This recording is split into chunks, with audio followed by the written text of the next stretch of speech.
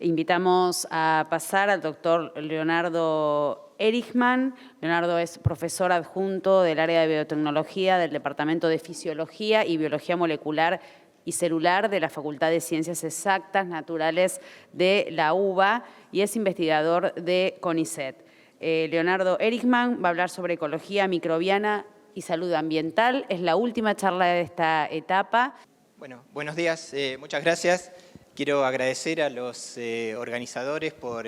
haberme invitado a participar de esta jornada. Para mí es un gusto muy grande y un honor. Vi de las presentaciones de los expositores que me precedieron, creo que queda claro el concepto de cómo las alteraciones en un ecosistema afectan la salud de otros organismos y otros ecosistemas, mostrando claramente la idea del concepto de que se trata de una sola salud. Yo voy a hablar voy a retomar el tema ambiental específicamente que abordó en la introducción el licenciado Biasati, al cual le agradezco también porque dio una clara introducción sobre conceptos que me allanó el camino para muchos de los conceptos que yo voy a presentar hoy. Y me voy a referir específicamente a dos temas que tienen una importancia por su magnitud y su urgencia, que están relacionados con el tratamiento de agua y de los efluentes y el tratamiento también y la disposición de los residuos sólidos urbanos y residuos en general. Existen, por supuesto que estos dos problemas tienen un impacto muy grande sobre la salud de todos los organismos viviendo en el ambiente y existen tecnologías, procesos de tecnologías que dan respuesta a muchos de estos problemas. Por supuesto que la aplicación de estas tecnologías depende en forma muy importante del contexto, ¿no? La posibilidad de que estas tecnologías pueden ser aplicadas y puedan dar los servicios que se necesitan. Y lo que tienen en común la mayoría de estos sistemas es que depende de un conjunto de microorganismos que son los que prestan ese servicio. O sea, hay un componente biológico que muchas veces es subestimado. Además de dar respuesta a los problemas de tratamientos de agua, de posibilite el acceso de agua potable a las poblaciones, que haya un tratamiento adecuado de las aguas ya utilizadas y el tratamiento en general de los residuos, se nos presentan nuevos problemas por causas que ya fueron explicadas en alguna de las presentaciones anteriores, que están relacionados con la escasez de agua, con el impacto que tiene el consumo de combustibles fósiles sobre el calentamiento global, la pérdida, la desertificación por pérdida de materia orgánica en el suelo y la potencial escasez de recursos, ¿no? Que estamos llegando, por ejemplo, en el caso del fósforo, en unas décadas se estima que se llega al máximo de producción y después la declinación del fósforo tendría, por supuesto, un impacto muy severo sobre la vida en el planeta porque, digamos, toda la agricultura depende de su disponibilidad. De manera que frente a estos desafíos nos tenemos que preguntar cómo ir solucionando los problemas de disponer de forma adecuada los residuos productos de nuestra organización como sociedad, pero a su vez encarar los proyectos pensando también en un futuro sustentable con reaprovechamiento de la energía y de los recursos en general. Ahora bien, uno piensa que para muchos quizás le va a sorprender que muchas de las ideas que aparecen ahora como nuevas en realidad no son demasiado nuevas. Esta es una una reproducción de una revista del estilo de mecánica popular, se llama Ciencia Popular, del año 1922, donde propone el uso de los residuos cloacales como una fuente de energía. Ahora bien, pasaron casi 100 años y todavía nos estamos haciendo esa pregunta. ¿Puede ser el tratamiento de efluentes combinado para utilizar la energía contenida en los efluentes como una fuente de energía válida? Otro ejemplo es el de la producción de electricidad a partir de las bacterias. Esto es un trabajo presentado en 1911, donde se demostró que había efectos eléctricos que acompañan a la descomposición de materia orgánica. 20 años después, o sea, en 1933, este es de 1962, pero en 1933 se presentó la primera celda de combustible microbiano basada en este concepto, que se retomó unos años después, pero esto es todavía de 1962. Ahora la pregunta es, ¿por qué? ¿Cuáles son las...? Bueno, y fíjense que en el 2019 también todavía nos estamos preguntando si esta es una opción válida, si podemos ser capaces de recuperar esa energía, esta vez en forma de electricidad acoplada al tratamiento de los efluentes. Entonces decía, la pregunta es, ¿cuáles son las barreras? ¿Qué es lo que hace que una buena idea no pueda ser inmediatamente llevada a cabo? Y en principio son varias las barreras, yo me voy a referir principalmente a dos. La primera es el problema de la escala. El tratamiento de las cantidades de residuos que nosotros generamos son masivas. Estos son simplemente algunos ejemplos. En una botella de gaseosa de 1 litro, embotellada, para la producción de esa botella se generan aproximadamente 1,5 litros de agua que va junto con materia orgánica siendo desechada y tiene que ser tratada previa a su disposición para la preservación de los recursos hídricos. En caso de cerveza se trata de 3 a 10 litros, para producto procesado lácteo también son una cantidad importante de litros por cada litro o kilo de materia procesada que va junto con la materia orgánica residual, va a parar en caso digamos, debería ser previo tratamiento, es descargada. Y lo mismo pasa con una familia, digamos, una familia tipo, más o menos son 1.000 litros por familia por día que genera de efluente. O sea, estamos hablando de volúmenes enormes. Quiere decir que y las cosas que funcionan en el laboratorio o incluso a escala piloto no siempre funcionan a las escalas que son relevantes desde el punto de vista real. Y el segundo problema, que es igualmente o incluso más importante, es que necesitamos una teoría, que la teoría es importante. Si yo tuviera que dejar un único mensaje de mi participación sería que la teoría es importante, que las buenas intenciones, digamos, es virtuoso tener buenas intenciones, que hay que promover y estimular la creatividad, pero que los problemas, este tipo de problemas que estamos enfocando tienen una complejidad tal, con lo cual no alcanza simplemente con buenas ideas y buenas intenciones, que de hecho, como yo mostré, en muchas de estas problemas se están pensando hace mucho tiempo y en muchos lugares. Entonces, la pregunta es, ¿qué teoría y qué ciencia es la que nos ayuda a trabajar sobre estos problemas y dar soluciones que tengan un impacto real? Y en realidad,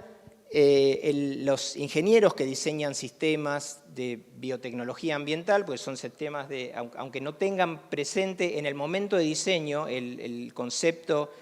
biológico, como se dijo en algún momento sobre la agricultura, se aplica perfectamente para los sistemas estos de ingeniería, que en realidad son de bioingeniería, son procesos biológicos. Y los distintos sistemas de tratamiento aplican criterios de selección ecológica para seleccionar los microorganismos que van a promover las funciones que uno busca, dándole el contexto ambiental adecuado. Entonces, como ya explicó el licenciado Biasati con mucha claridad,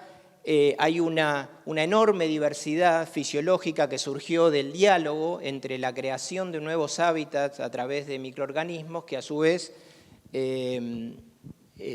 modificaban ese hábitat, dando lugar a la aparición de nuevos microorganismos con aumento de la diversidad. Ese proceso que ocurrió durante 3.600, 3.800 millones de años dio lugar a una enorme diversidad microbiana.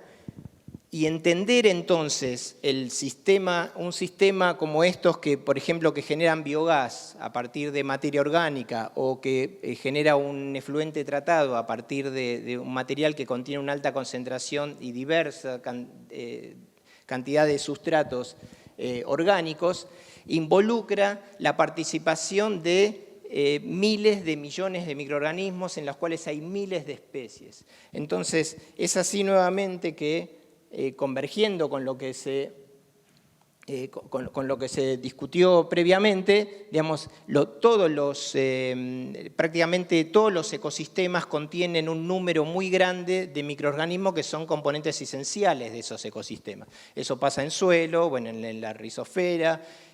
incluso en la superficie, en las hojas, por supuesto en todas las partes de nuestros órganos, de humanos, animales, en el océano y por supuesto en todos estos sistemas de biotecnología ambiental. Y es como decía antes y como se dijo previamente, la ecología, en este caso la ecología microbiana, la que nos brinda las herramientas, el marco teórico que nos permite comprender cómo funcionan en forma integrada ese conjunto enorme y diverso de comunidades microbianas o microbiomas, para de esa manera poder intervenir sobre ellos y llevarlos a dar las condiciones ambientales de manera que provean el servicio que nosotros deseamos. Digamos, este concepto ya lleva varias décadas, fue escrito, digamos, en forma de review específicamente para el microbioma humano en el año 2012, pero es un concepto que se aplica a todos los microbianos en prácticamente todos los ecosistemas. Nuestro marco teórico para comprender este conjunto tan complejo es la ecología. Y si damos una nueva definición, sumada a la que ya se dio previamente, en este caso decimos que pone el foco en la estructura de esas comunidades y cómo interactúan entre ellos y con los ecosistemas. Ahora, estudiar ese conjunto de microorganismos tan complejo y tan diverso fue una limitante durante muchos años. Hace ya aproximadamente 2 o 3 décadas, la aparición de métodos que utilizaban herramientas basadas en métodos moleculares que permiten la identificación de microorganismos sin necesidad de cultivo, allanó un poco el paso al estudio de estos sistemas tan complejos y una nueva página se abrió hace aproximadamente una década cuando surgieron métodos de secuenciación masiva que dieron lugar a lo que ahora normalmente se conoce como metagenómica, que es el estudio de esos microbiomas, de las comunidades microbianas,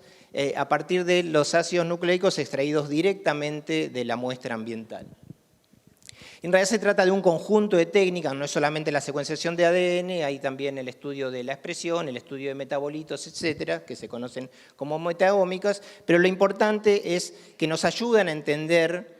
cuáles son los factores que influyen sobre la estructura y la función de los ecosistemas en los que los microbiomas cumplen una función fundamental. Entonces, básicamente, para explicar muy esquemáticamente qué es la metagenómica, si uno tiene un genoma en una célula, el metagenoma es el genoma del conjunto de células que están presentes en un ambiente. Y a través de herramientas bioinformáticas, ahora tenemos también la posibilidad de reconstruir los genomas a partir de un metagenoma. O sea, uno puede aislar, como si fuera aislar in silico, tener un aislamiento de los genomas individuales que forman parte de todo ese metagenoma. Entonces, los objetivos en general entonces, de este tipo de estudio es entender cómo influye el ambiente sobre la forma en que se estructura ese microbioma, cómo se forma esa comunidad que va a ser propia de un sistema, y no solamente entender cómo se forma, sino también cómo influye a su vez la composición y la actividad de esa comunidad microbiana sobre el funcionamiento de todo el ecosistema. Y entonces voy a contar muy brevemente algunos ejemplos de trabajos que nosotros hacemos en nuestro laboratorio, que está separado en dos partes. Un trabajo más básico de entender el funcionamiento de hacernos preguntas que son relevantes para entender cómo funcionan los ecosistemas, en este caso en sistemas de tratamientos de efluentes, la influencia de los sustratos o el efecto de las perturbaciones, y después cómo aplicamos ese conocimiento, esa concepción de cómo funcionan los ecosistemas para algunos proyectos aplicados de biotecnología ambiental. Entonces, empiezo por el tema de los sustratos. Nuestro interés en este área surge del hecho de que, digamos, hay un volumen muy grande de investigación realizada en muchos laboratorios en el mundo, en los que estudian las condiciones ambientales de proceso, concentración de oxígeno disuelto, pH, concentración de sólidos, tiempo de retención celular, etcétera, una serie de variables ambientales y variables operacionales que influyen sobre las estructuras de esas comunidades, y a su vez también se trata de entender cómo son las interacciones bióticas, las interacciones que se dan entre pares, digamos, bacterias, actividades de competencia, de sinergismo, de distintos tipos de cooperación o funcionamiento, producción de antibióticos, etcétera. Para entender entonces cómo esos factores influyen sobre la comunidad y cómo la comunidad, entonces, cómo la estructura de la comunidad altera la función de eso y la estabilidad de esos procesos. Nosotros nos concentramos en un problema que tiene un interés local particular, y es la existencia de gran número de parques industriales que hay en Argentina, sobre todo en provincias como Santa Fe, Buenos Aires, Córdoba, San Luis, etcétera, en la que en general por ausencia de plantas de tratamiento centralizados en las ciudades, se les exige a cada una de las fábricas que son parte de los parques industriales de tener su propio tratamiento de efluente. Eso es un concepto que en general no es muy común en prácticamente ninguna parte del mundo, lo que hace que tengamos una representación muy grande de plantas de tratamientos de efluentes industriales, y el resultado en general, dicho así en forma muy general, no es demasiado satisfactorio. Y un concepto, digamos, muy arraigado en la ingeniería sanitaria en Argentina es que cada efluente tiene que tener su propio sistema de tratamiento. Entonces, digamos, desafiamos ese concepto. Fíjense, es una foto satelital del Parque Industrial de Pilar, en los suburbios de Buenos Aires. Si uno hace un zoom, yo puedo detectar en este área pequeña 8 plantas de tratamiento que se las reconoce con la foto por la foto. O sea, es un número muy grande, son 200 plantas, 200 fábricas, 200 plantas de tratamiento. Entonces, esto lo voy a resumir muy sintéticamente. Lo que hicimos es analizar con estas herramientas metagenómicas que les mencioné, y analizamos varias plantas municipales e industriales de Argentina, y sumamos también algunos datos de base de datos de plantas municipales e industriales en otras partes del mundo, para llegar a la conclusión que el tipo de sustrato es realmente un determinante crítico en la composición y la diversidad del microbioma, y lo que es más relevante es que cuando uno aumenta el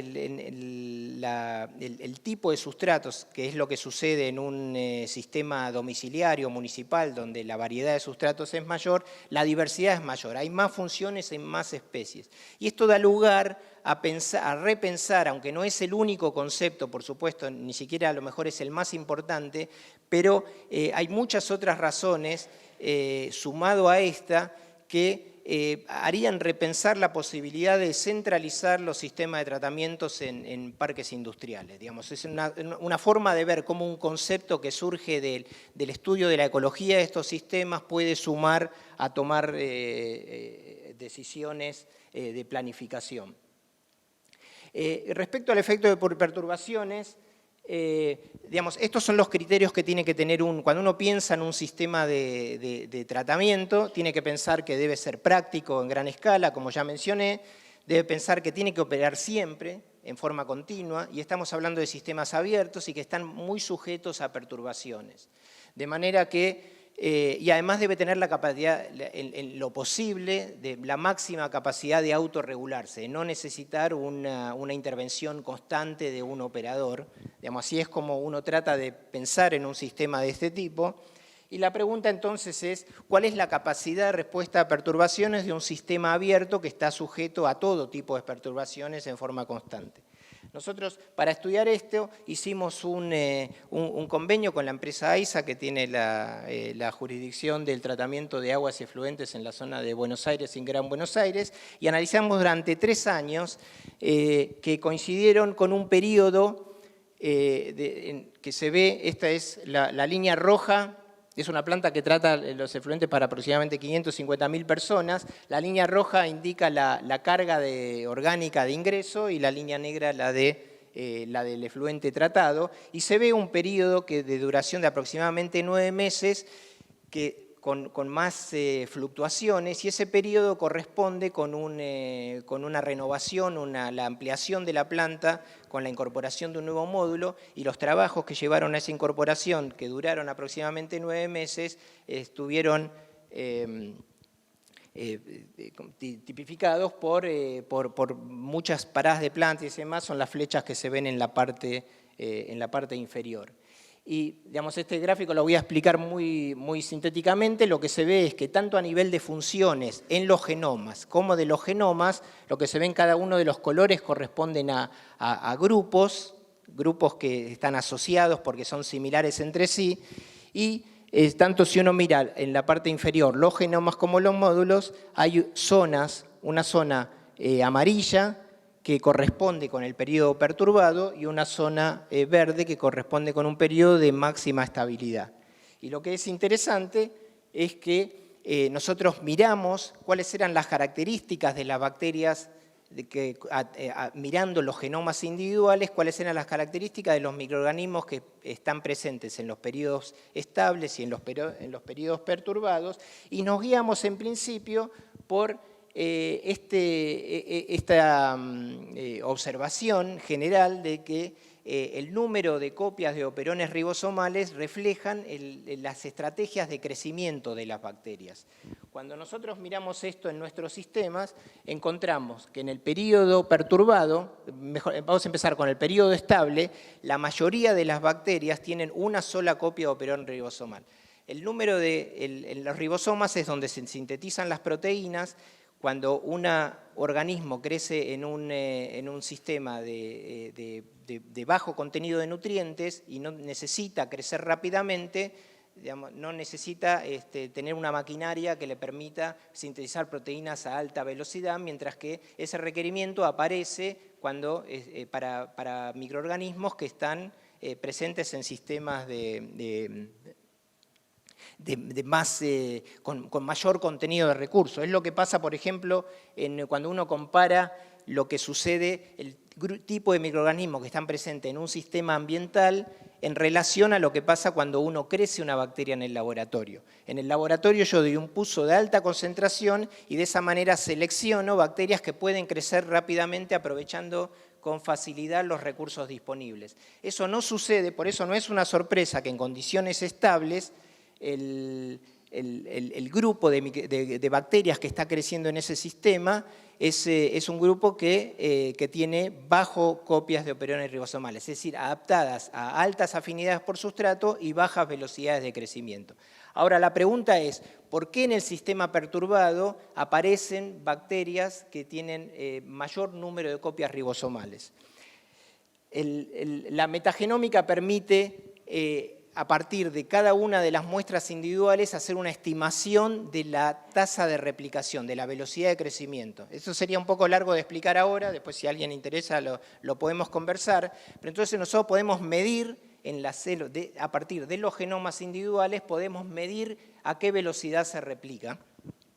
Y lo que encontramos es que si miramos los genomas a lo largo de todo el periodo de los 3 años, tienen una distribución normal en la velocidad de crecimiento. De manera que esa no es la razón. Ahora sucede que justamente hace muy poco se acaba de reportar, digamos, es un hecho que en parte era sospechado, pero que no solamente el número de copias de opiniones ribosomales, no solamente afecta la velocidad de crecimiento, sino también la etapa lag que tienen los microorganismos antes del crecimiento exponencial. Con lo cual nosotros sugerimos que lo que estamos haciendo, la forma que responde el sistema para adaptarse a las perturbaciones y seguir operando normalmente es su capacidad de retomar rápidamente el crecimiento, digamos, y eso le da ventaja competitiva en casos de perturbación. Y ahora les voy a contar un poco de digamos, estas ideas generales que llevan a tratar de entender cómo funcionan los microorganismos en ambientes reales. Las llevamos a problemas, digamos, a problemas reales en escala. Uno de ellos que les voy a contar es el problema de la disposición de residuos, en particular la fracción orgánica de los residuos sólidos urbanos. Esta es una representación, esto corresponde a la provincia de Buenos Aires, pero es muy similar a la mayoría de las ciudades grandes del país, en general para toda Argentina, que contrasta un poco con lo que sucede en países europeos, y la fracción de desechos alimenticios, que ahí ven que cubre prácticamente el 40%, es muy alta, es menor en países europeos. Veamos, prácticamente si sumamos la parte de papeles y cartones, llegamos a más del 50%, que es materia orgánica que se desecha como residuo. Si uno piensa en términos de sustentabilidad, lo mismo pasa para los sistemas de tratamiento de efluentes, es, diría, irracional pensar en oxidar toda esa materia orgánica, gastando energía de oxidación para eso, cuando en realidad se puede aprovechar. Digamos, ese es el concepto quizás más, que no es tan reciente, no es nuevo, hace mucho tiempo, mucha gente viene pensando en ese problema, pero bueno, hay una gran cantidad de materia orgánica, digamos, que son electrones que nosotros estamos enterrando en lugar de utilizar. Cuando no hay... para los casos en los que no hay separación en origen que permita hacer tratamientos un poco más sustentables de la materia orgánica, existen algunos en el país. Bueno, esto es para decir, cuando uno entierra esa materia orgánica, finalmente en condiciones anaeróbicas va a producir metano, y de hecho los rellenos sanitarios son el segundo, tercero, depende de uno mire la estadística, generador de metano, que es un gas de efecto invernadero a nivel global. Entonces, bueno, es cierto que es posible, de hecho, en los rellenos sanitarios que tiene el SEAMSE en la zona de Buenos Aires, los módulos más nuevos colectan el biogás de relleno sanitario, se puede colectar y generar con eso electricidad, y 15 megas que se generan por el momento con biogás de relleno. Pero esto no es la mejor solución, porque si miran la representación de cuánto es deficiente la colección, es la primera parte del gráfico, cuando los primeros 10 años, o digamos 40 años, donde se colecta ese biogás para producir electricidad, todavía queda una fracción muy grande, aproximadamente la mitad del biogás que no se recoge en esas parrillas y se elimina a la atmósfera. Y después de 40 o 50 años ya no es eficiente la colección de biogás para producir electricidad y sin embargo se sigue generando una cantidad importante de metano.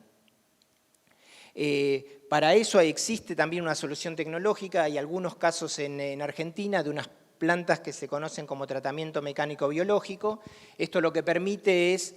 hacer una separación, lo que no se separó en origen, separar plásticos, cartones, material ferroso, material no ferroso, y una fracción orgánica que, como decía, corresponde prácticamente al 50% del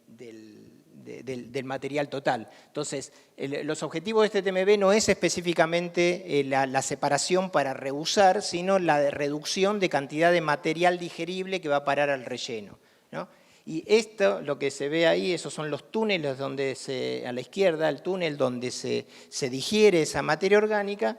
y ese es el estado que queda más o menos, ese es el aspecto que tiene. Como ustedes ven, no es un material que tiene muchos nutrientes porque proviene de materia orgánica, está estabilizado, o sea, produce menos cantidad de metano, pero no se puede usar como fertilizante porque todavía contiene mucha basura. Como no fue separado en origen, contiene todavía cantidades especialmente vidrios, algunos papeles, microplásticos, etc. Entonces nosotros estudiamos la idea es que uno puede utilizar este material para estimular el crecimiento de bacterias que oxidan metano en condiciones adecuadas, y hacer de esa manera, utilizar ese material como cobertura final del relleno sanitario, de manera que funcione como un biofiltro, o sea, usar el mismo material que se genera en ese espacio para que funcione como biofiltro y prevenga la emisión de gas producido en el relleno, o sea, el gas que no se recogió en las parrillas que conducen a la generación de electricidad. Así que estamos haciendo ese proyecto en conjunto con agrónomos, ingenieros de la empresa Texan, que es la que opera el relleno sanitario, con, bueno, interesantes resultados. No voy a entrar ahora en detalle, pero digamos, la idea, el concepto de este tipo de proyectos es entender cómo funciona un sistema, cómo es la intervención que puede hacer desde el punto de vista tecnológico para establecer condiciones que promuevan el crecimiento de bacterias que cumplen, o de organismos en general que cumplen un dado servicio ambiental, en este caso la oxidación y eliminación de metano.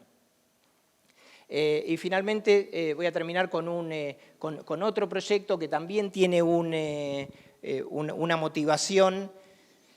sobre el tema de la sustentabilidad de la producción y disposición de residuos orgánicos. Ustedes saben que en las plantas de tratamiento generan un excedente, en las plantas de barros activadas, que son las más comunes utilizadas especialmente en ambientes urbanos, generan un excedente que en algunos casos se digiere en forma anaeróbica, en digestores de ese tipo, y ese material si bien la digestión le da la posibilidad de estabilización y hacer un uso, aunque digamos todavía eso no está totalmente reglamentado, pero hacer un uso virtuoso de ese material, la cantidad de biogás producido no es muy buena porque no es muy alta porque ese material tiene baja digestibilidad. Por otro lado, tenemos el problema de los residuos orgánicos de los que mencioné previamente, que tampoco en principio tienen una disposición adecuada y, como dije antes, es un desperdicio, digamos, utilizar toda la energía contenida en esos productos para ser enterrado de relleno. El problema de la digestión anaeróbica de los residuos de alimentos, que es una opción, es que el material, que es muy fácilmente biodegradable, es muy susceptible a la desedificación de los reactores. Entonces, lo que nosotros estudiamos es la posibilidad de utilizar los digestores ya construidos, ya en operación, en los que no se aprovecha el biogás producido de la digestión de los barros cloacales, para multiplicar en forma sinérgica la producción de biogás con el uso de los residuos. Y hacemos estudios digamos, las preguntas son cuál es la relación óptima para lograr el máximo de estabilidad y de productividad, y digamos, esto tiene una pata más básica, que es la de comprender cómo se van adaptando los digestores, que ya están trabajando sobre un sustrato al agregado de otro sustrato, y digamos, esto es un ejemplo de cómo se van a lo largo del tiempo con el agregado, cada uno de esos círculos representa un microorganismo y se ve un desplazamiento a medida que se va cambiando la concentración y el tipo de sustrato, se ve un desplazamiento. Ese desplazamiento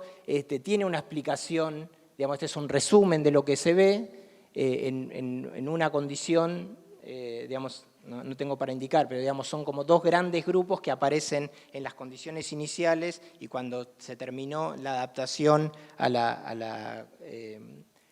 las nuevas condiciones de alimentación y responden, uno puede sacar, digamos, en general enzimas relacionadas con el metabolismo de carbohidrato por la naturaleza del sustrato, digamos, uno puede ver no solamente las enzimas, sino también quiénes son los organismos involucrados en esta adaptación. Y bueno, digamos, no voy a contar el resultado en detalle, sino que simplemente contar en forma resumida que cómo es que, digamos, este tipo de herramientas permite entender cómo el sistema se adapta a través de nuevas interacciones entre microorganismos y cómo de esa manera uno puede extrapolar y entender cuáles son los límites que permiten mantener un funcionamiento estable de estos sistemas. Así que finalmente, digamos, lo que yo les mostré es que a través de los estudios básicos uno puede entender cómo los distintos ecosistemas que prestan un servicio ambiental responden, por ejemplo, a los cambios de sustratos, cambios al efecto de las perturbaciones y cómo estos conceptos deben ser tenidos en cuenta en el momento que uno aplica o trata de introducir técnicas basadas en el funcionamiento de sistemas microbianos para prestar un servicio ambiental. Así que voy a terminar agradeciendo a los colegas y colaboradores que participaron en los trabajos que conté. Federico Ibarbals, que muchos de estos ya están, Federico Ibarbals, que está a la izquierda, está en París trabajando en proyectos de microbioma de océanos en el contexto del proyecto Tara Ocean. Leandro Guerrero es investigador de CONICET ahora en el laboratorio. Esteban Ibarbals es estudiante y Florencia Tesorero también son estudiantes. Vicky Pérez está ahora, ella era parte de AISA que trabajó en el proyecto, hizo su tesis doctoral en el proyecto en convenio con AISA y ahora está en Canadá, y Eva Figueroa tiene su propio grupo en la Facultad de Ciencias Exactas, y Carol Davis, que está haciendo un postdoctorado en Norwich, Inglaterra. Y les agradezco a ustedes por la atención.